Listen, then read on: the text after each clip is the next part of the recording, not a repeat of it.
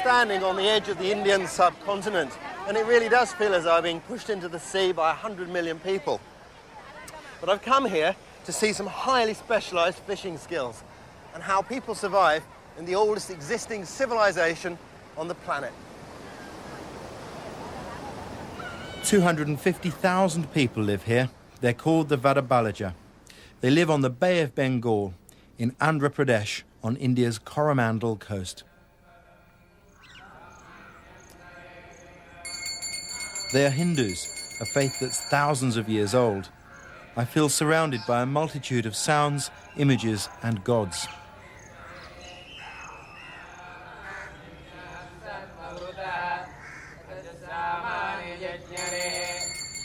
It's a privilege to be accepted and blessed by one of their priests and to experience their ancient world of myth and ritual, with incense to purify. I feel welcomed into their culture.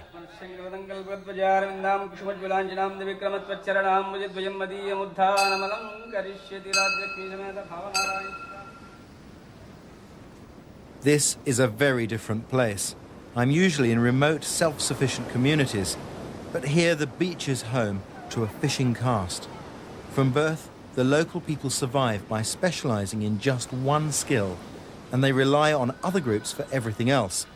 That's how the Indian caste system works. This is the most intimate village I've ever stayed in. The people here live literally cheek by jowl. The strange thing is that the life either focuses here in the village or out at sea. Just 100 metres inland are totally different communities that these people won't even marry into. One caste only tend palm trees. Another only weave baskets from the leaves. The surf of the Coromandel coast is dangerous. The riptides are lethal. Many people have been swept out to sea. Through their play, the children learn to be expert swimmers. Nowadays, plastic bags make great aids for body surfing, but traditionally, it was always wood that kept them afloat. The fishermen here are still using one of the earliest of all boats. You can see it in its most basic form here on these inland creeks. All it is a raft of logs lashed together. Mind you, they've been shaped at the ends to enable it to cut through the water better. Now with this, the fisherman has a stable platform on which he can float out far from the bank to cast his nets.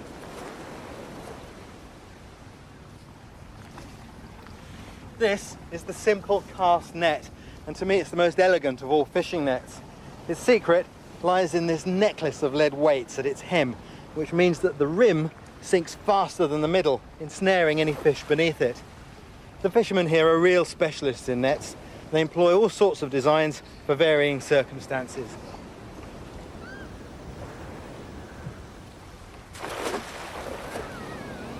But to reach the rich fishing beyond the surf, they've invented a very special boat. It's not strictly speaking a boat with a watertight hull, more a raft of logs. The key to its success is a high prow, which lifts it over the surf.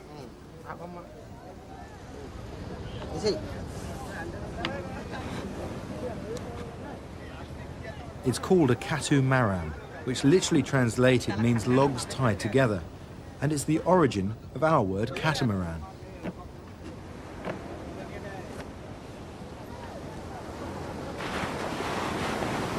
To get off the beach, you've got to get through that surf, and that means picking the right wave. Now, I've been watching these guys for a couple of days. They don't always get it right.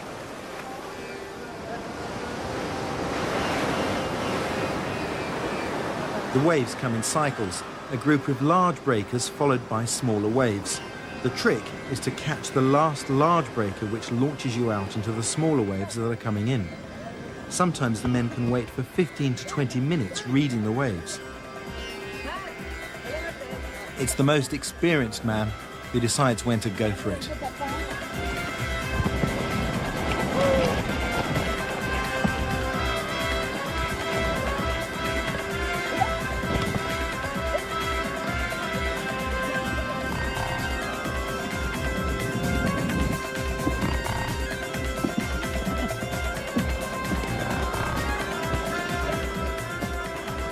A boat needs propulsion and steerage. Besides the paddles that get you through the surf, there is the big sweep paddle at the back, which doubles as both a rudder and an oar, propelling the boat forward. An important piece of equipment is this lateen sail. About 13 years ago, an Australian surf expert and a Danish sailmaker were invited out here to see if they could improve this design. Well, they studied it for 3 years, and the conclusion they came to was there was no way of making it any better. Of course, when you've got a sail, you also have to have a centreboard, and that's right here. The centreboard prevents the boat capsizing in strong winds. The crews hunt in pairs, trawling their nets between two boats. As they cast their nets out, they sail apart on opposite tacks, pulling the net out between them. They're using a trammel net to catch prawns. They'll trawl these nets through the sea for at least an hour.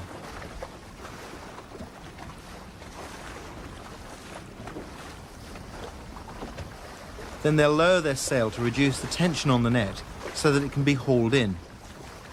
When not under sail, the rear oarsman still has to keep the boat underway to hold it on course. I can tell you, you need good sea legs to stay upright on these slippery logs.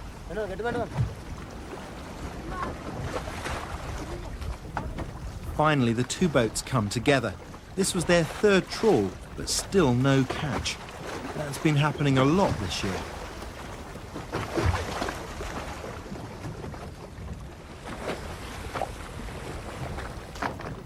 The boys serve an apprenticeship of 5 to 7 years before being accepted as fully fledged fishermen.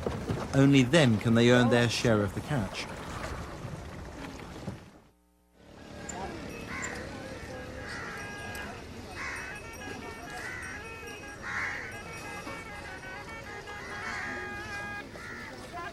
Traders come to the village selling cooking oil to the women. This man is from a special caste that trains cattle. For only a small price, this bullock will tell your fortune. The women maintain the village and raise the children. Washing and cooking are done outside the huts. I notice they're surprisingly forthright and don't put up with any nonsense from the men. In India, cooks take the food to the knife rather than the other way round. Certainly one advantage to that when you live on a sand dune is that you get less sand in your meal. Andhra Pradesh has the hottest and spiciest food in India. They use chilies in almost everything. With a kilo of filleted ribbon fish, Gangayama makes a fish curry. She's using a lot of turmeric and some methi leaves, and 8 super hot chilies.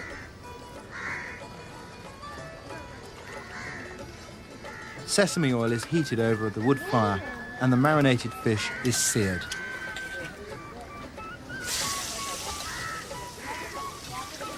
She rinses the marinade off her hands into the pot. Nothing is wasted. It's simmered for 20 minutes. The rice water is poured off and kept for her small children. Clean drinking water is always at a premium. The rice is strained through an old mosquito net. This curry will probably blow your head off.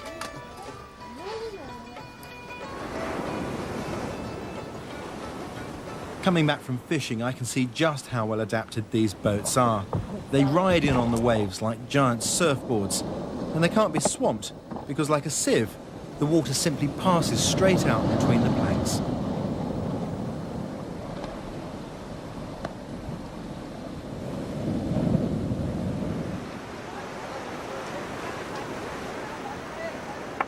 But most important of all, they can be dismantled and carried out of reach of cyclones that wreak havoc on this coast. Such freak storms can happen at any time and are incredibly destructive, flattening entire villages and causing men to be lost at sea.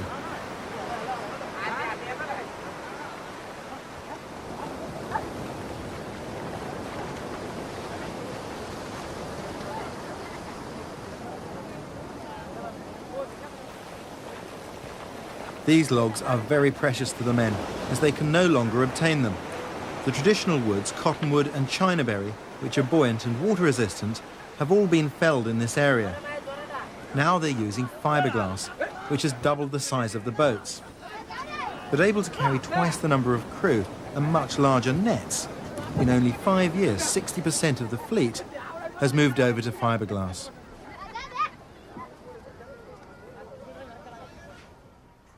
The new boats are modelled on the traditional log raft, preserving the same shape of prow for its ability to break through the waves.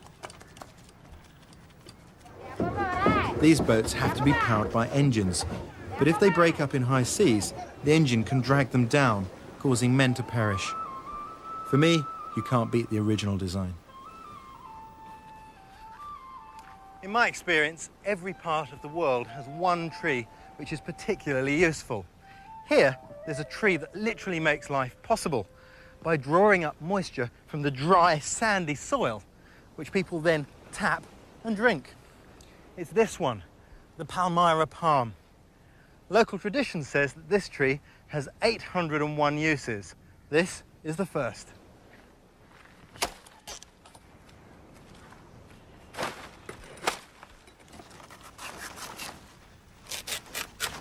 The fronds of many palm trees can be used in this way. First, you remove the serrated edges of the frond before carefully separating the outer fibres, which can be easily split off.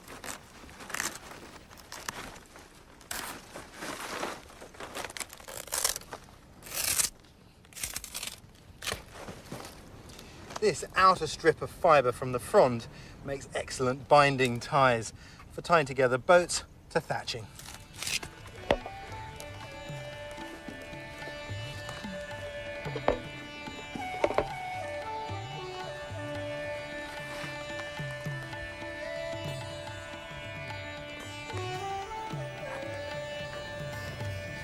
Palmyra palms are often 40 feet high, and there's a special caste who climb them. First, he sharpens his pruning hook on a soft wooden pole coated with finely ground quartz.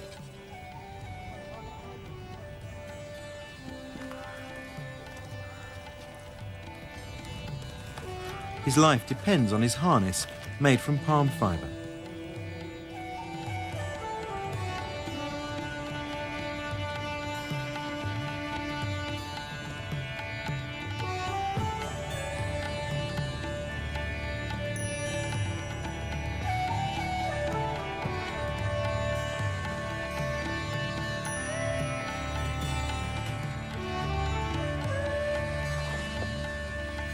At the top, the harness takes his weight, freeing his hands to prune the tree. He knows just how many leaves to cut off to minimize transpiration, so that more sap goes to the fruit, making it juicier. The leaves aren't wasted, because here in India, they're used by a special caste of basket makers.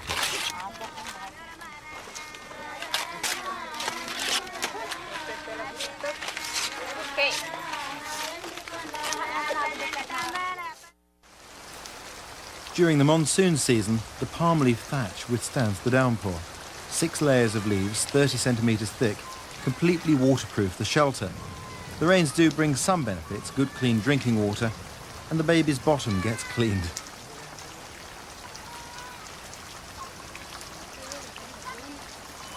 The men sit under their thatch and prepare their nets, ready for the start of the main fishing season, which begins just after the monsoons.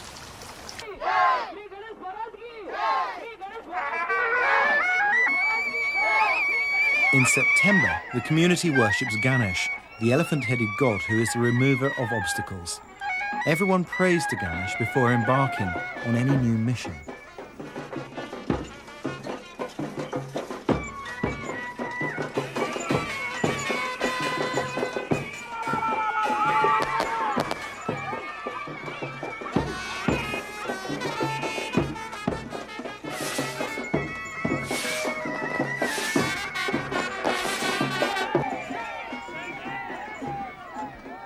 After 9 days of worshipping, Ganesh is cast into the waters.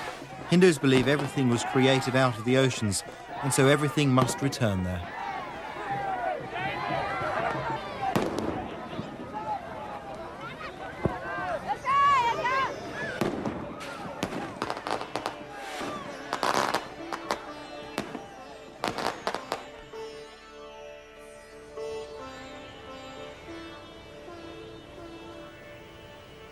With the onset of good weather, everyone heads for the open seas, with lunch suspended safely in the prow. The helmsman moulds a ball of sand, reminding the boat to return safely to land before putting it back on the beach as a kind of spiritual anchor. A lime is sliced and passed over the boat to absorb any evil or bad luck.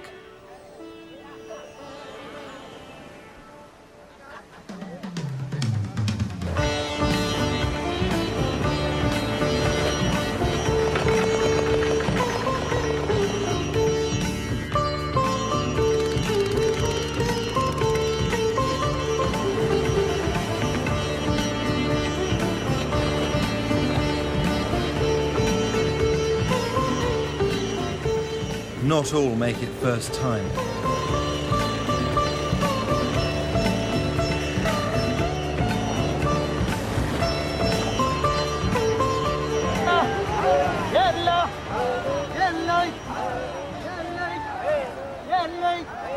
Fishermen who can't afford a boat or who have lost theirs at sea can earn a living hauling in seine nets.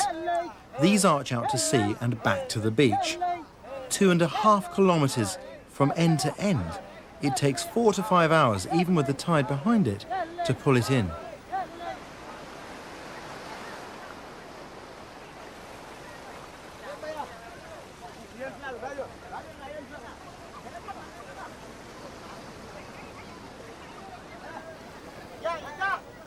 The catch is sold on the beach.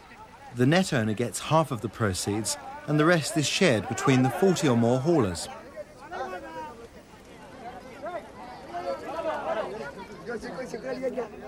Today they caught sardines, crabs and shrimps, but the main catch is horse mackerel.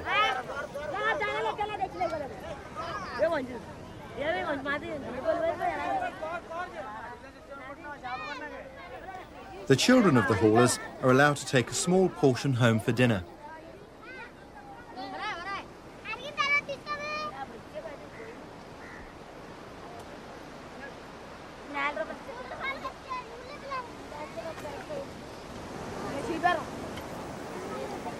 They've been catching prawns. In the past, prawns only fetched the low price on the Indian market, but now they are one of India's leading exports. 80% of the buyers are women, but surprisingly, the wives of the fishermen have no claim on the fish their husbands catch, and they have to wait to buy the fish in open auction. The women preserve the fish by salting and drying so that it can be transported far inland. Once a week, they sell some of their fish at the local market. It's essential they make a profit so that they can buy their groceries from other specialist castes. Inevitably, haggling is down to the last half penny.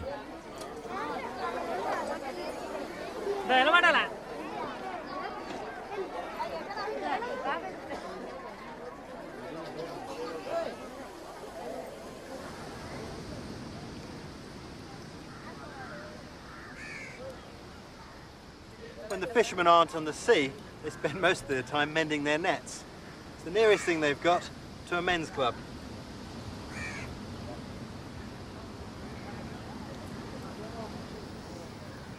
Like hunters everywhere, talk is of the tools of the trade.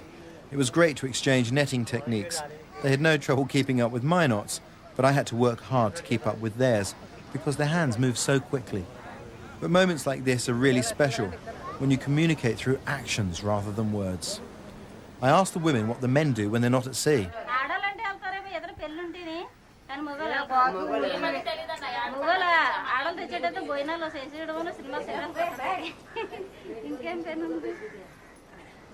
Fishermen anywhere in the world would recognize these techniques.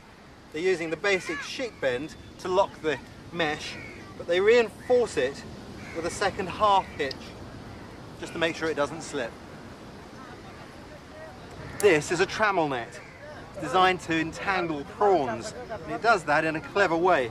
Firstly, they get entangled in this fine mesh, and then that fine mesh net gets pocketed up in a much larger mesh net on either side of it.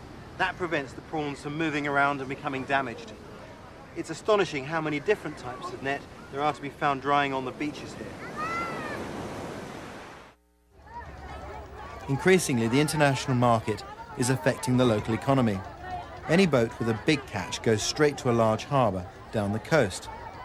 These are anchovies, ribbon fish, and shrimps.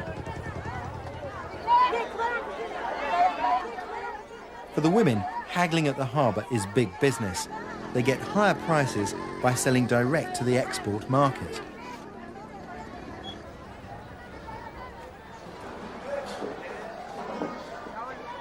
Everybody's after one of these, a female prawn.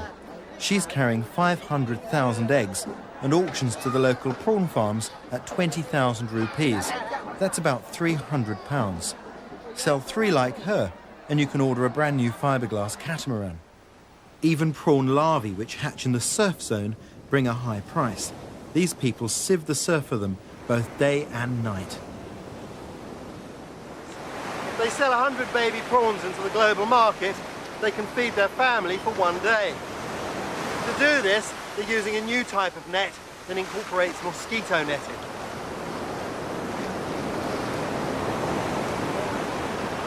Tragically, nets this fine catch the small fry of many species.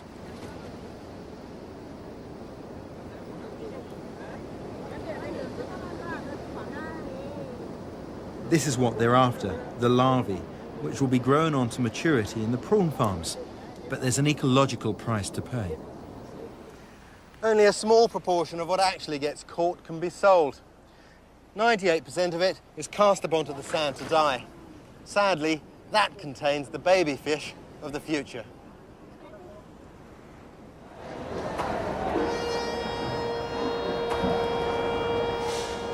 There used to be only one ice factory by this harbour.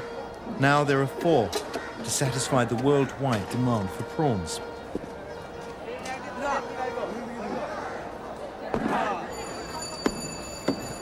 The fishing casts on the Coromandel coast are vulnerable to outside commercial pressure. Despite the fact that their catches have fallen by 40% in the last 3 years, they still believe that prawns mean cash, and plenty of it. These people are caught up in a gold rush for prawns. It's amazing, but within 48 hours, their catches can be on dining tables in Tokyo or even London. But what I've really discovered by coming here is that the futures of small communities like this are being swept along by a new sort of tide, the boom and bust of our global market. We really are all part of the same world.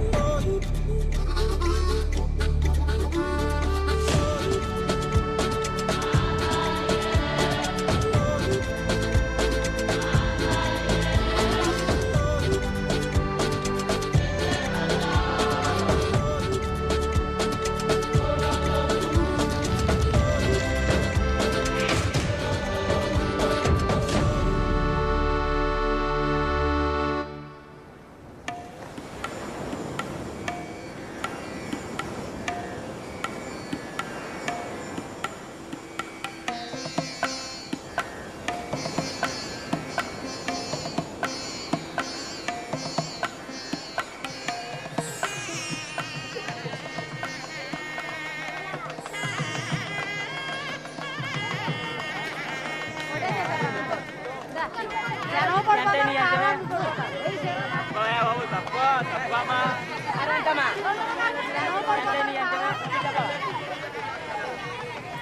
standing on the edge of the Indian subcontinent, and it really does feel as though I'm being pushed into the sea by 100 million people. But I've come here to see some highly specialised fishing skills and how people survive in the oldest existing civilization on the planet. 250,000 people live here. They're called the Vadabalaja. They live on the Bay of Bengal in Andhra Pradesh on India's Coromandel coast. They are Hindus, a faith that's thousands of years old. I feel surrounded by a multitude of sounds, images and gods.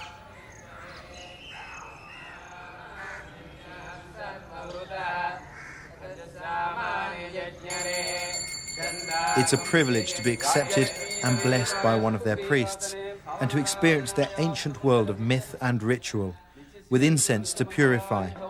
I feel welcomed into their culture.